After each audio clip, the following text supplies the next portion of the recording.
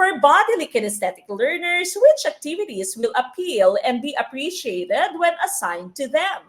Would it be letter A, illustration of body parts and functions? Letter B, lecture on body movements? Letter C, display of sports equipment? Or letter D, calisthenics? Tumpak na choice is letter D, calisthenics, pa-exercise, spatial, di ba?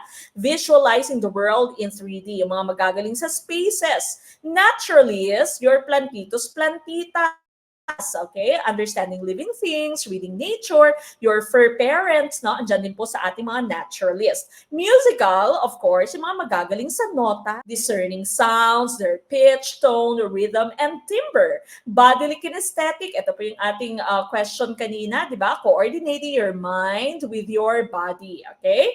Now, you have your linguistic, magaling po sa words, magaling talaktakan, di ba? Magaling makipagchismisan, mga marites po itong mga nasa linguistic natin. And then you have your logical, mathematical. Ito naman po yung mga magagaling sa math, problem solving. You have the two opposing types here.